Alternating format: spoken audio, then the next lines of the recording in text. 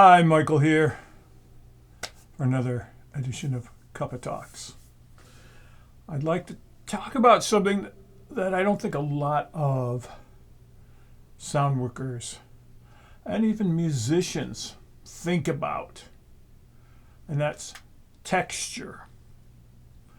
I think about it all the time. Another term for texture would be timbre, a musical term for that. But texture, we think about texture in other parts of our lives, but I don't think we always think about it in the sounds that we make. As a percussionist, I think texture has been ingrained into me because I play instruments of such a wide variety of materials, and that a big part of being a percussionist is choosing the right instruments with the right texture for the music you are playing. Especially if you're in like a symphonic situation, that's a big thing. And conductors will talk to the percussionist about, no, that's too this, or that's not enough that, or something. Trying to get the right texture that at least the conductor hears in their own mind. So texture, what is it? Well, texture is feeling, really. It's a very visceral thing. And in the real world, I mean, texture. Okay, I'm wearing jeans. What does the denim feel like? Versus I have this shirt on, and it's different. And the shirt has sort of ribs in it that I can feel. Different textures. I think about things like, sandpaper. I want you to go explore in your own space, your own house, whatever, your own neighborhood. Textures. And think about them. Sandpaper. Very, very rough texture. And this is even fine sandpaper. You can get very big, gritty sandpaper that's going to be a lot different than this. So sandpaper comes in different textures for different uses. Let's look at something like, here's some Sherpa fur, some fake fur that I use for mallets. It's very soft. It's very pliable. Very different than the sandpaper. It's different than my jeans or my shirt. Texture. It's all around us. I don't know how much we actually think about it. So how does it relate, to sound? Let's put this over here. Let's just look at a few other textures too. Paper towel. And you can even get different paper towels with different texture. This one has ribs in it. And it feels different than some of the other paper towels we have in the house that are smoother. Texture. It's a tactile sense. Visceral. You can really feel it. There's a bag of steel wool. I use this all the time for cleaning things.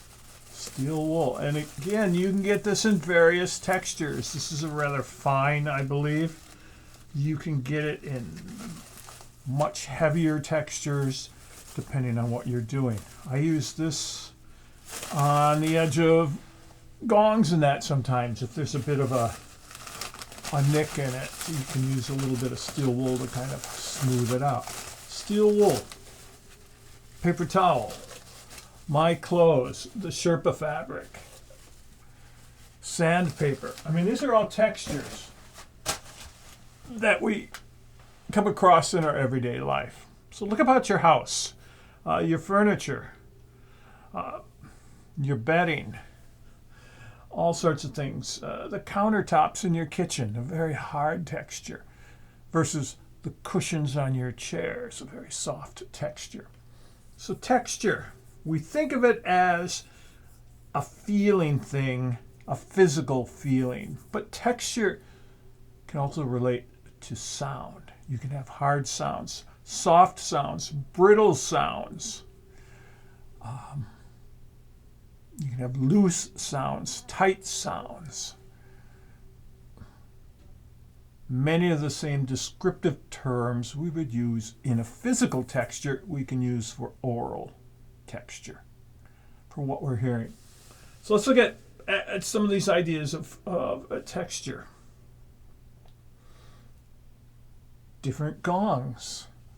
I can have hard gongs, soft gongs, loose gongs, tight gongs, and each one will give me a different sort of sound texture or timbre. Let's take a look here. I've got some good examples. Here's my Paiste number 0 bronze gong. It's very loose. It's very dark. It opens up easily.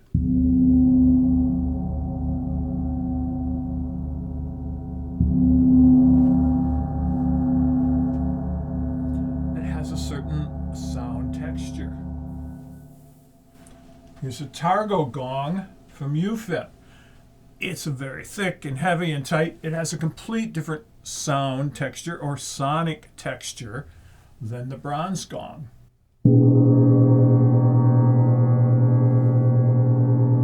Very bright, kind of a brittle sound that way.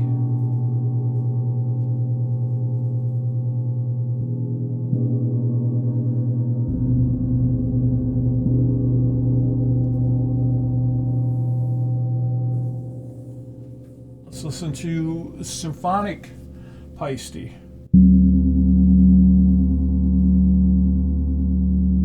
little different character.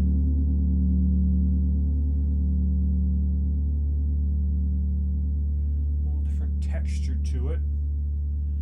I have my number 2 bronze gong. Very, very tight gong. Especially in the middle, a very different texture. Now this is all with one mallet.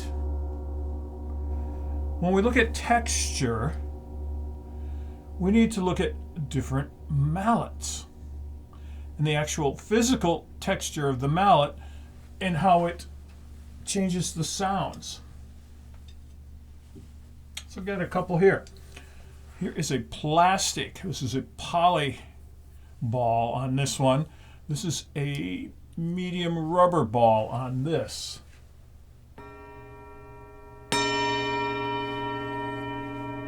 Very bright with the poly ball, almost glassy, you might say. A little softer with the rubber one.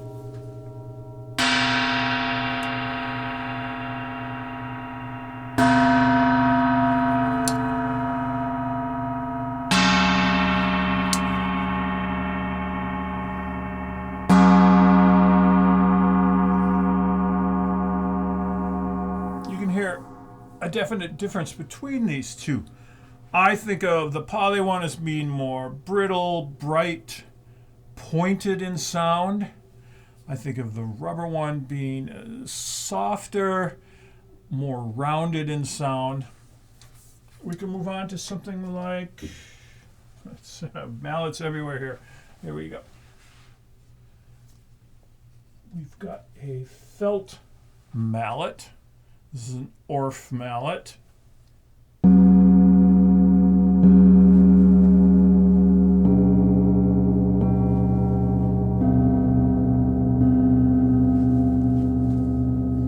Very different texture than the poly and rubber one. Here's an old Gibraltar wind gong mallet. Yarn wound, it's more padded. It's bigger, heavier.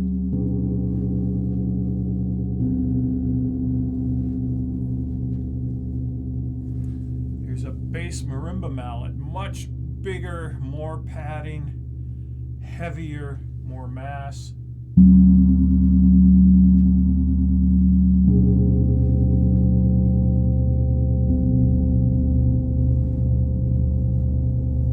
And then we can take something like a big fluffy one here, much bigger, It's got the fake fur on it.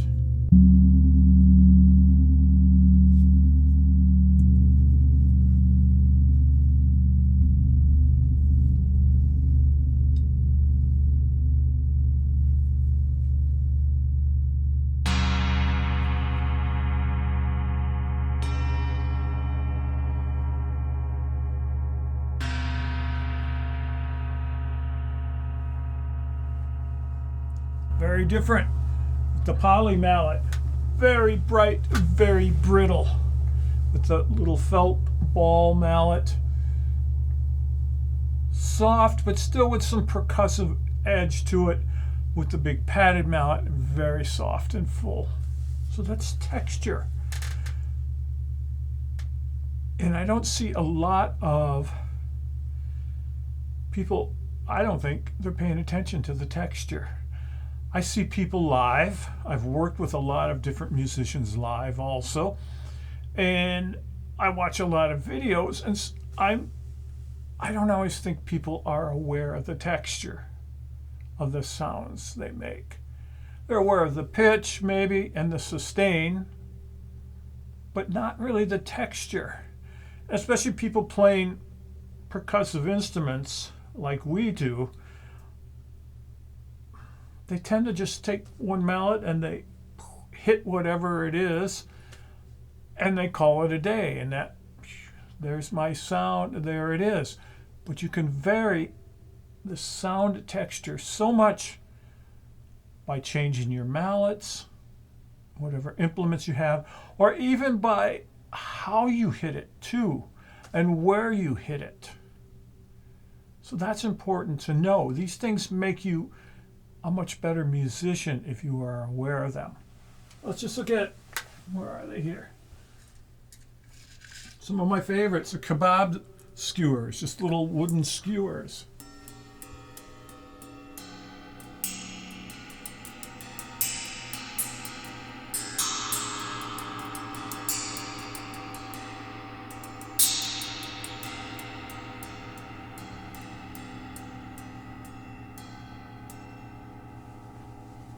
Extremely different sonic texture there.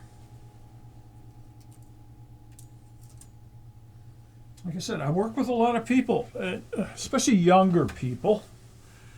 I think back to when I was like in my 20s and thought I knew a lot, and now from this perspective of where I am, I didn't know very much. And you're doing the best you can. I cannot fault any younger people. You know, they're doing what they can. But I think a lot of them that I work with, especially in improvised music, a lot of the younger people aren't aware of the actual texture of their sound. Whether they're playing piano, trumpet, clarinet, whatever. Sometimes they're not thinking about that texture. But especially with percussion, because we have so many different variables, so many different types of instruments, so many different striking implements, so many different ways to strike things. Texture needs to be a big consideration of what we do. Just like, let's look at this. There's a wood block.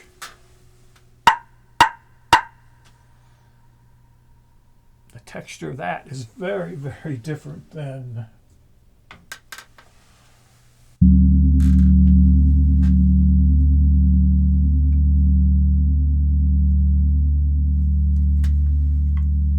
different. So one of the things I do when I'm playing, whether it's a sound session or a concert or some sort of performance or that, when I'm picking out instruments, I'm thinking of three qualities. One is the pitch. Do I want low-pitch instruments, high-pitch instruments, or a combination, or maybe in the middle, or something like that. The second would be sustain. Do I want long sustaining instruments, short sustaining instruments, or a combination of both? And the third quality is the texture of the sound. What sort of textures do I want? Now, if you could imagine you're lying on a yoga mat and you're all chill and everything's going great, and suddenly that's not the right texture for some sort of a sound session, really. But if I'm playing improvised music or working within a band,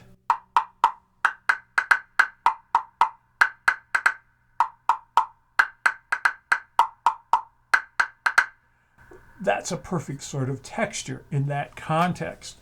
So I'm always thinking about the context that I'm working in. But other instruments, I've got these 3D printed shakers with beads inside.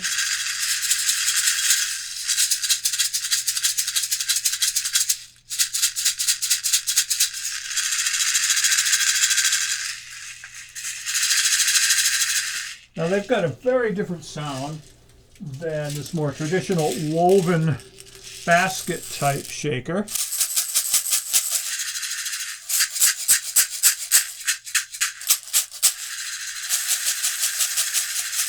Very different texture. So I might use these in a different sound context. Might use them together to give me two different things.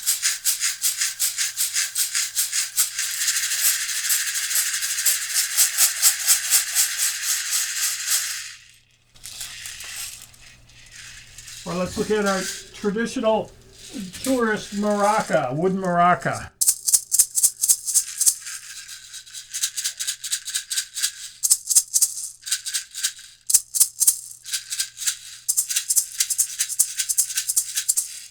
Very different sort of sound texture. At least to me, this is an important thing to consider in your sound work. What is the texture of the instruments you're using? Are they appropriate textures for the context of what you are doing, especially if it's a sound session where people are chilling? You pretty much want to keep, I would think, to more of a softer, non-abrasive type textures. I might play a drum, but I'm playing it with a padded mallet, and I'm not whacking it with a wooden stick, and I'm not whacking it too. So I'm getting a softer texture out of the drum. Okay, your assignment for the week is look around your house. What sort of textures do you have in your house? Okay, look at different things. I mean, look at cushions, pillows, blankets, textures like that. Look at cabinets, countertops, textures like that. Are things smooth? Are they bumpy? Are they textured in any way?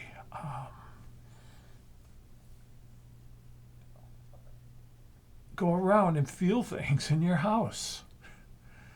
Objects, furnishings, whatever. And also then go outside in your backyard to a park or someplace. Get your hands in the dirt. What does the dirt feel like? What's the texture of the dirt? If there's a sandbox, then get your hand in the sand. What does that feel like? How does the sand differ from the dirt? If there's a little creek or a pond or something, put your hand in the water. What is the texture of the water? Different trees have different types of bark. What is the texture? I know the birch tree in my front yard is very kind of smooth, where the locust tree is it's got all these deep ridges, and the bark is real hard and scratchy sort of bark. Look at all these things, textures in the world around you. And then think about these textures. How could you translate those into sounds with the instruments that you have? How could you take these textures and turn them into sounds? I really think being aware of texture will make you a much better musician. And we're all musicians if we play musical instruments. And gongs metal singing bowls, crystal singing bowls, drums, rattles, shakers, chimes. Those are all musical instruments. So you are a musician, like it or not. Be aware of the texture of the sounds you make.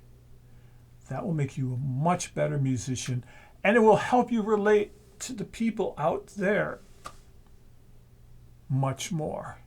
Because we really have to be aware, we have to perceive what are the sounds we are making and how are they heard